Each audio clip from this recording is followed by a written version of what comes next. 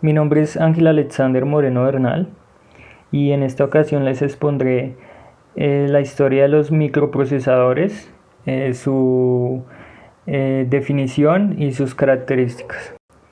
¿Qué es el microprocesador? El procesador es un circuito eléctrico que actúa como unidad central de proceso de un ordenador. Es el encargado de proporcionar las operaciones de cálculo, como un cerebro que organiza, da órdenes y envía información al resto del cuerpo. Los microprocesadores se utilizan sobre todo en ordenadores, pero también en otros sistemas informáticos avanzados. Un microprocesador es un cerebro que procesa información. La parte más importante del procesador se llama ALU, que es la unidad aritmético-lógica. También está compuesto de registros, que son pequeñas memorias donde se almacenan los datos, de buffers, caches, unidades de proceso.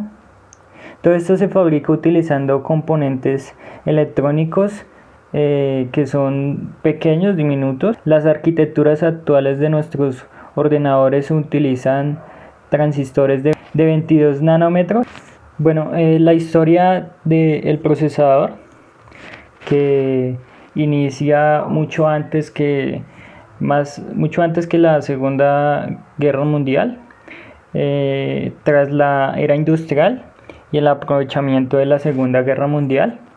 Los gobiernos más potentes se vieron en la necesidad de invertir el tiempo de sus mejores científicos en idear máquinas que pues pudiesen tratar la información, ya sea que viniese el enemigo, y si fuese este el caso, pues poderla descifrar, o enviándola oculta a un aliado. Para ello necesitaban disponer de una estructura y organización que les permitiese procesar información que estuviese en un formato conocido, y además de esto pues almacenar los resultados para poder editarlos posteriormente. A partir de esto pues nació la arquitectura del señor von Neumann.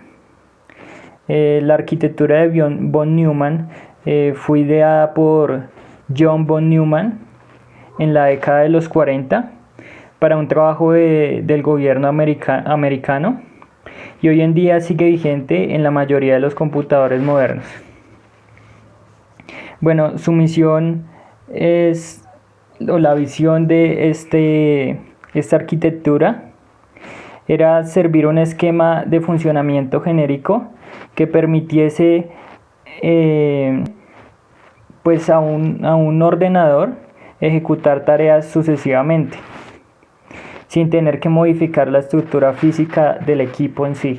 Según esta organización, el computador dispone de una lista de instrucciones que un procesador interno va descifrando y más tarde las va ejecutando. Una vez que ha finalizado esta ejecución, se pasa al siguiente elemento de la lista y se repite el proceso. Para ello se necesitan 3 componentes básicos. El primer componente, como ya lo mencionaba anteriormente, es una unidad de proceso que incluía una LU, la unidad aritmético-lógica, y una unidad de control. También disponía de dispositivos de memoria para almacenar la información, bien sea temporal o final, periféricos de entrada y salida para comunicarse con el usuario. Estos eran como los componentes principales, los 3 componentes principales. ¿Cómo trabajaban estos primeros computadores? Bueno, estos primeros computadores trabajaban mediante el sistema binario, sistema de numeración con un funcionamiento similar al decimal, al que estamos acostumbrados, pues nosotros, ¿no? Pero este utiliza únicamente ceros y unos. El procesador dispone de una serie de circuitos eléctricos que son utilizados por algoritmos pues ideados por el ser humano para afrontar problemas. Bueno, los primeros procesadores que se crearon no funcionaban con transistores, sino con válvulas de vacío. Y fue la Segunda Guerra Mundial la que principió o fue la promotora de que los gobiernos investigaran en máquinas que fuesen capaces de operar con información de forma muy rápida en comparación con la velocidad del cálculo pues humano. Empezó a operar este primer procesador, o el primer procesador que se creó, empezó a operar en 1946 tras casi 3 años de diseño, desarrollo y pues fabricación por parte de J. Mauchly Pressberg Eckert en la Universidad de Pensilvania. Cesó su labor el 2 de octubre de 1955. Este procesador contenía 17.488 tubos de vacío, 70.000 resistencias y 10.000 condensadores, entre otros muchos componentes. Su peso total era de unas 27 toneladas, ocupando una superficie de 167 metros cuadrados. Para hacer funcionar esta máquina era necesario operar 6.000 interruptores manualmente y requería una potencia de 160 kilovatios. Permitía operar hasta 5.000 sumas y 357 multiplicaciones por segundo. Daremos un salto en la historia de cuando se fabricó el primer procesador, que fue en 1955 hasta 1971, que fue cuando se fabricó el primer microprocesador, que fue un procesador fabricado por Intel.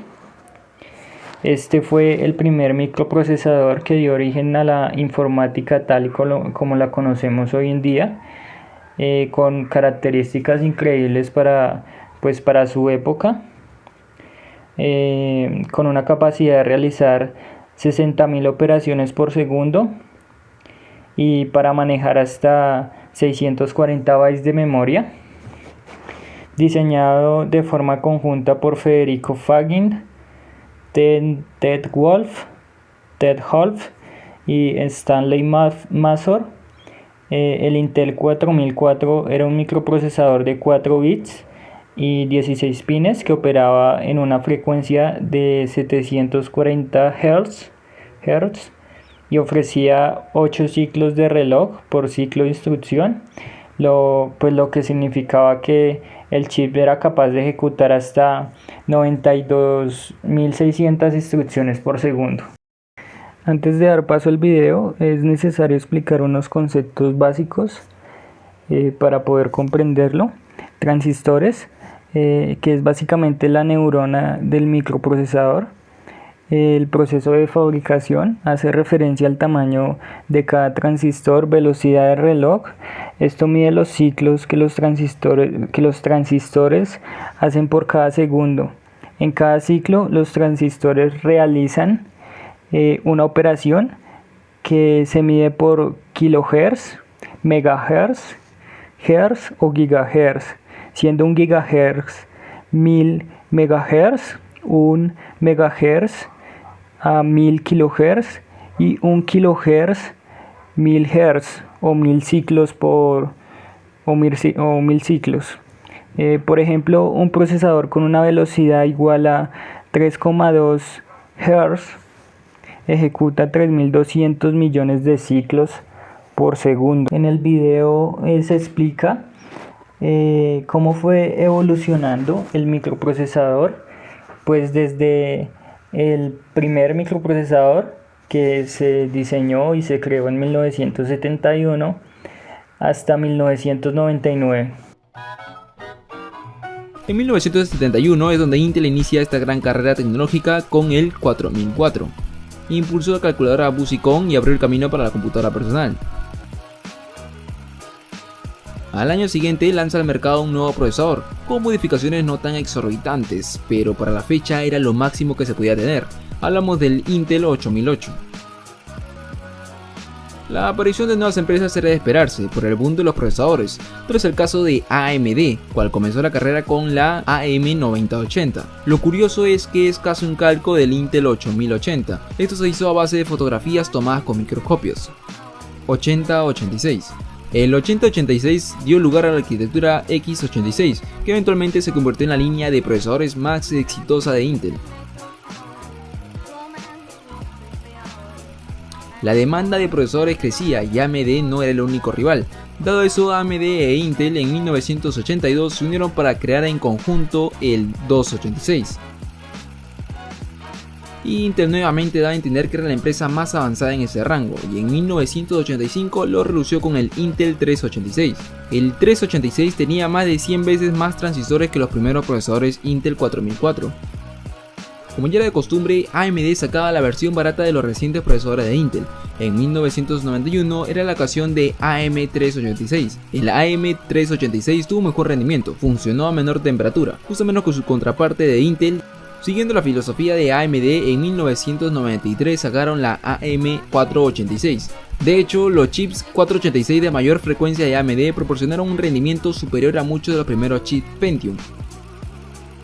De a pocos, Intel iba sacando provecho a su gran presupuesto para los estudios y la diferencia entre AMD se fue agrandando, como lo demuestra en 1995 con el Intel Pentium Pro. El Pentium fue diseñado para estaciones de trabajo del servidor. La supremacía de Intel tuvo rival en 1997 con el K6, proporcionando un mejor rendimiento que el Pentium 2, pero a un precio significativamente menor.